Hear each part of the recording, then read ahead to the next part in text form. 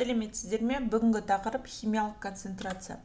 Болашағынан өзгеруін қаласан, сол өзгерісті тап қазір жаса. Өзгеріс деген мына өзіміз. Енді қараймыз балалар. Химиялық концентрацияға берілетін есептерде бізде негізгі нағыз керек формула жазып қойдым, ол бізде мына формула. Бұл формуланы қазір сіздерге түсіндіріп берейін. Бізде өзі химияда есеп шығарғанда бізде қалай істейміз? Химиялық есепті шығарған кезде біз не істейміз? Химияда бір затқа екінші затты қосады және біз аламыз басқа бір жаңа зат аламыз. Дұрыс қой? Сонда қараймыз, мына формуланы қараймыз. Масса бірінші заттың массасын дейді. Мынау А дегеніміз ол массалық үлесі ішіндегі пайызы, я концентрациясы пайызы беріп тұр. Және оған не қосамыз, не азайтамыз? Екінші затты. Мысалы, екінші затты қосамыз, ол заттың массасы, Б деген соның пайыздық мөлшері. Сонда бізде жаңа бір зат алынады, пайыздық мөлшері С, және ол заттың массасы не нәрсе қосамыз, не азайтамыз. Бізде көбіне қосуға беріледі. Азайтуға берілген есептер ол бізде бірен-саран. Сонда есте сақтап кетейік, таза заттың концентрациясы 100% боламыз. Таза зат деп берілсе, оның концентрациясы 100% болады. Есептерде келтіру, буландыру, солу деген жағдайларда 100% суды азайтамыз. Жаңа айттым, қандай жағдайда азайтамыз? Бізде егер бір зат кепті, солды деп берілсе, буланды десе, онда мына жерде азайту болады. Және бізде мына жерде азайту болады. Жақсы ма? Сосын мына жерде пайызын бізде 100% деп аламыз суды. Енді қараймыз, бірінші есепті қарастырайық. 15 литр 10%-дық тұз ерітіндісіне 5%-дық тұз ерітіндісін араластырғанда 8%-дық ерітінді алынған дейді. Сонда қараймыз, бірінші зат бізде 15 литрлік 10%-дық ерітінді, екінші зат ол бізде 5%-дық ерітінді. Сосын нәтижесі бізде. Не істеген? Екеуін араластырды деген сөз, яғни екеуін қосты деген сөз. Сонда бізде формула бойынша қалаймыз? Бізде жаңа ұяшықтарды пайдаланамыз. Бір затқа қостық екінші затты, бізде шықты үшінші зат. Сонда бірінші зат деп тұрғанымыздың массасы қанша? 15 литр ол заттың массасы, және де пайыздық концентрациясы 10%. Келесі заттың массасы берілген бе, берілмеген? X бізде сұрапты, неше литрық 5%-дық ерітінді қосты деп тұр. X және де 10%, 5%. Нәтижесінде алынды дейді, 8%-дық ерітінді алынған дейді, 8%. Және де бұл бізде салмақ не істейміз? 2 салмақты қосамыз. Мына 15-ке X-ті қосамыз. 15 қосу X. Әрі қарай біз шығару барысында пайызды біз айттық 100-ге бөліп 10-дық бөлшекке айналдырып аламыз. 10-ды 100-ге бөлсек 0,1, 5-ті 100-ге бөлсек 0,105, 8-ді 100-ге бөлсек 0,108. Сонда не істейміз? Мына 15-ті салмағын көбейтеміз, мына пайызға 0,1-ге қосамыз. X-ті салмағын көбейтеміз 0,105-ке. Тем болады 15 қосу X-ті, екеуін массасын қосындысын көбейтеміз 0,108-ге. Әрі қарай теңдеу шығарамыз. 1,5 қосылған 0,105X. Тем болады 15-ті 0,108-ге көбейткенде 1,2 қосу 0,108X. Әрі қарай теңдіктің айнымалар жинақтау аламыз. 0,105X азайтамыз 0,108X. Тем болады бос мүшелерді жазамыз. 1,2-ден 1,5-ті азайтамыз. Сол кезде бізде мына жерде шығады екен минус 0,3X. Тем болады мына жерде шығады минус 0,3. Бөлген кезде мынау 0,3-ті бөлеміз 0,103-ке. Сол кезде бізде тем болады екен. 1,0 болмайды, 0,103 тем болады екен 10-ға тем болады. Сонда бізде X-іміз 10-ға тен. Сонда бізде 5%-дық ерітінді қанша қосылған дейді, ол бізде 10 литр. Келесі екінші есепті қараймыз. Қышқыл дейді 25% болатын ерітінді алу үшін дейді. Яғни мынау бізде жүр нәтижесі, түсінік ме? Нәтижесі осындай ерітінді алып тұр ғой, нәтижесі. 5 литр 40%-дық қышқыл, бұл бізде бірінші зат. Ерітіндісіне 20%-дық сол қышқыл ерітіндісін қосқан, бұл бізде екінші зат. Неше литр қышқыл ерітіндісіне неше литр қосу қажет дейді. Яғни қараймыз, бізде бір затқа қосқан екінші затты, тура осы ұяшықтарды химияға байланысты есептер берілсе, осы ұяшықтарды қолдана береміз. Сонда қараймыз, бірінші зат дегеніміз 5 литр ғой, салмағын жазамын. Ол бізде 40%-дық. Екінші қосқан зат белгісіз, X%-дық, 20%-дық сол қышқыл ерітіндісіне дейді, 20%-дық. Бізде нәтижесінде шығады мына жерде массасы 5 қосу X, және оның несі қышқылы пайызы 25% екен. Ары қарай ондық бөлшекке айналдырамыз. Мына пайызды 40-ты 100-ге бөлем дедім, 0,4. 20-ны 100-ге бөлем 0,2. 25-ті 100-ге бөлем 0,125. Сонда 5-ті көбейтем мына пайызға 0,4-ке. Қосам x-ті көбейтем 0,2-ке тең болады. 5 қосу x-ті көбейтемін 0,125-ке. Сол кезде қалай болады? 2 шығады. Мына 2 көбейткен кезде. Мұнда 0,2x тең болады. 5-ті көбейткенде 0,125-ке 1,125 қосылған 0,125x.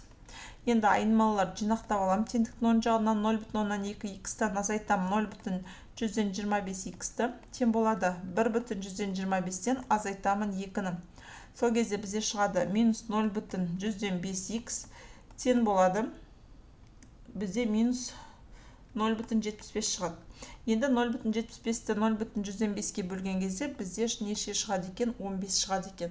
Сонда бізде сұрап тұрған 20% сол қышқыл ерітіндісін сұрап тұр, ол бізде 15 литр екен. Келесі үшінші есепті қараңыздар. 600 грамм 8%-дық және 200 грамм 12%-дық күкірт қышқылы араластырылды. Мынау сонда бізде бірінші зат араластырды, значит, қосқан, қосу араластырды деп тұр ғой мына. Қосу екінші зат. Алынған ерітіндінің концентрациясын табыңыз дейді. Яғни концентрациясы ол бізде белгісіз. Қараймыз, сол кезде бізде ұяшықтар пайдаланамыз, Салмағы 600 грамм, 3 ұяшық жазып алайын. Бір затқа екінші зат қосқанда нәтижесіне шықты үшінші зат. 600 грамм салмақта пайызы 8%-дық екен. Қосылған 200 грамм салмақта пайызы 12% екен. Және бізде мына жерде x пайызын сұрап тұр. И бөлінісіне бізде нәтижесінде алған салмағы 600-ге 200-ді қосамын. 600 қосамын 200-ді. Салмақтарын қосамыз деп айттық қой. Сонда 8%-ді 100-ге бөлсек қанша болады? 0,8. Мына 0,112. Мына жерде x дегеніміз алдында 1 бар деген сөз ғой, 1x. Сонда 0,101x қой мына жерде. Түсінікті ғой. Енді осыны ары қарай шығарайық. 600-ге 200 қосып алғанда 800 болады граммы. Сонда 600 граммды, массаны 1-ді көбейтеміз пайызына 0,108, қосамыз 200-ді көбейтеміз 0,112-ке. Тең болады 800, мына 800-де көбейтеміз 0,101x-қа. Сонда бізде неше шығады? Мына екен көбейтіп жіберген кезде бізде 48, так шығады екен мына жерде 24, тең болады 8x. Сонда 8x тең болады, 48-ге 24 қосқанда 72. X тең болады, 72-ні 8-ге бөлем 9-ға тең болады. Яғни бізде жауабы 9% екен. Шығып тұр ғой. Келесі, төртінші есеп. Бірінші балқымада мыс пен қалайының массалары 2-де 3 қатынасындай. Мұндай есептер кішкене сәл күрделі шығарылады, бірақ та жаңа формулаға білсеңіздер, формулаға салып шығара бересіздер, негізі қатты қиын емес түсініп алсақ. Ал екіншісінде дейді 3-те 7 қатынасындай дейді. Сонда мыс пен қалайының массалары 3-те 5 қатынасындай болатын 12 килограмм жаңа балқыма алу үшін әр балқымадан қанша алу керек дейді. Сонда қараймыз. Бізде бірінші зат қосу екінші зат, нәтижесінде бізде шығады үшінші зат. Енді қараймыз. Бірінші балқымада мыс пен қалайының массасы дейді. Қараймыз. Бірінші балқыма үшін жазып алайық. Мыс, сосын қалайы. Екеуінің қатынастары қалай болып тұр? 2-де 3. Яғни мыс пен қалайының қатынасы бізде болып тұр. Мысалы, 2-де 3 болып тұр ғой, 2-ні 3-ке қатынасы болып тұр. Сонда барлығы бізде қанша болып тұр? Қатынастарға байланыс шығарғанда не істейміз? Қатынастарды қосып аламыз, 2-ке 3-ті қосамыз 5-ке тең. Сонда бізде мыстың жалпы мөлшері бізде жалпы 5 бөліктің мына екеуін аламыз, 5-тен 2 болып тұр. Түсінікті ме? Ал қалайының мөлшері осы қосылыста. Осына 5 бөліктен 3-еуі, 5-тен 3 бөлігі ол бізде қалай болып тұр. Түсінікті ғой, бірінші зат үшін. Енді мына жерге екінші зат үшін жазып қойықшы. Екінші затты қайда жазайын? Осы жерге жазайын. Екінші зат үшін қалай болып тұр? Мыстың мөлшері, бұл жерде концентрациясы қалай қатынасы? 3-те 7 деп тұр, Яғни 3-тің 7-ге қатынасы болып тұр, Мыс пен қалайының қатынасы. Енді қараңыздар, 3-ке 7-ні қосқанда қанша болады? Бізде 10 ғой. Сонда мыстың мөлшері 10-нан 3 болып тұр ғой. Түсінікті ме? Мыстың мөлшері 10-нан 3. Ал қалайының мөлшері 10-нан 7 болып тұр. Мына қатынасты 3-тің 7-ге қатынасы деп тұр ғой. Сонда 10-нан 3-і қатынастарды қосып алдық. 3-ке 7-ні 10 шықты. 10-нан 3 бөлігі ол бізде мыстікі, ал 10-нан 7 бөлігі ол бізде қалайы болып тұр. Келесі енді үшінші зат дейді. Мыс пен қалайының массалары 3-те 5 дейді. Үшінші зат үшін, нәтижесінде алынған үшінші зат үшін қалай болады? 3 пен 5-ті қатынас қосып аламыз, тең 8. Демек, мыстың мөлшері 8-ден 3 болады, ал қалайының мөлшері қалай болады? Қалайының мөлшері жаңағы 8-ден 5 болады. Өйткені бізде қатынас 3-тен 5-ке қатынасы деп берілген. Екінші зат үшін берілген, үшінші зат үшін мына жерде екінші зат үшін, мына жерде қатынас мына тұр бірінші зат үшін. Енді біз осы жерде біз тек мысты алсақ, мыстың бөліктері бар ғой, мысты алсақ, осы мыс бойынша шығаруға болады. Түсінікті? Немесе қалайын алып, қалайын мөлшері бойынша шығаруға болады. Қалай шығарсақ та бізде жауап бір шығады.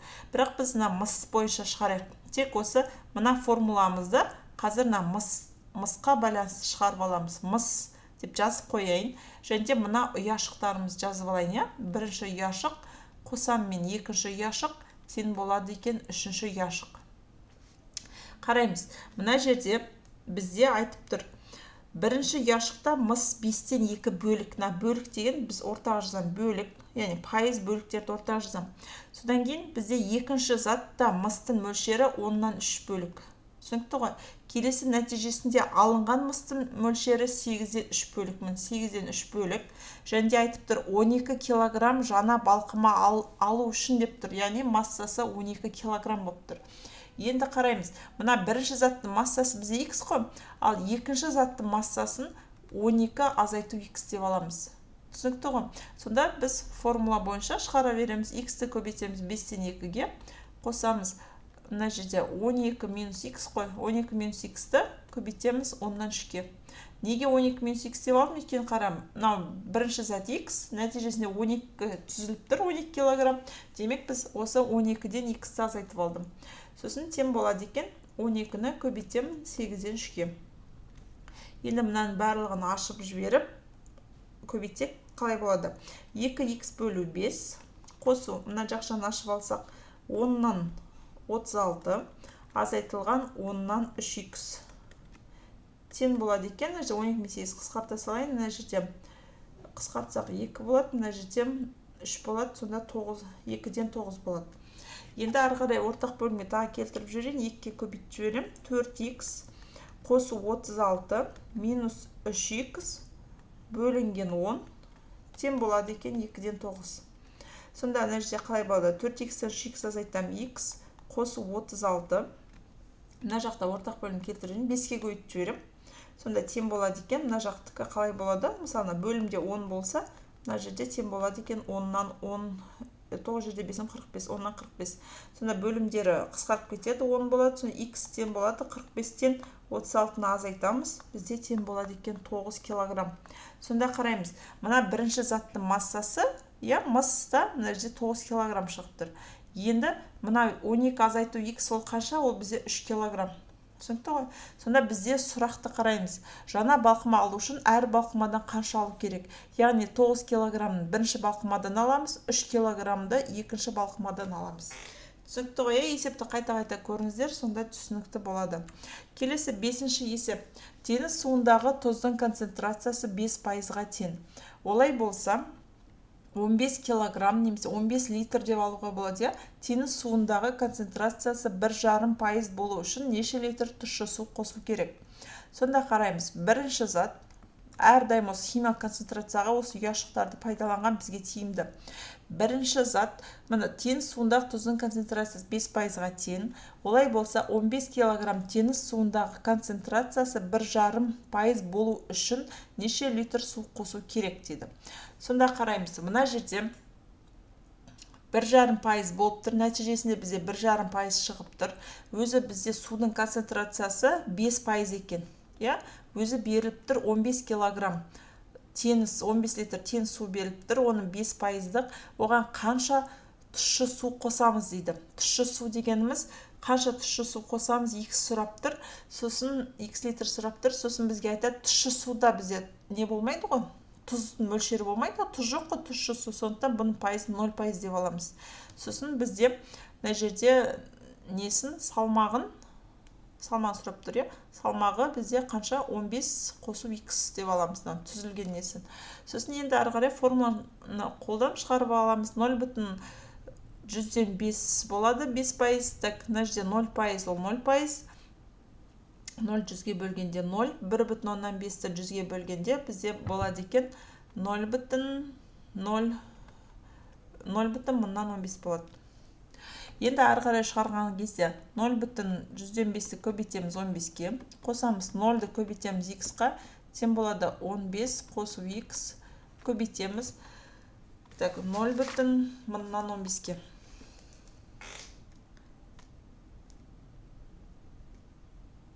Так, мына жерде сонда қалай болады? Бірінші 15-ті көбейтіп аламыз 0,100-5-ке. Бізде шығады екен 0,175. Қосамыз 0-ды x-қа көбейтсек 0 болады. 15-ті көбейтеміз 0,015-ке. Бізде шығады екен 0,225. Қосу 0,015x. Әрі қарай біз айнымалыны мына жаққа өткізіп жіберейік. 0,15x тең болады. Минусымен өткізіп жіберейік. Мына жерде бізде болады 0,225-тен азайтамыз 0,75-ті. Сонда бізде шығады екен 0,1525. Осыны минус таңбамен шығады. Осыны біз бөліп жібереміз 0,015-ке. Сонда бізде шығады екен 35. Яғни x нәтижесі 35 литр екен. Бізде сонда қанша тұщы су қосу керек? Сонда бізге 35 литр тұщы су қосу керек.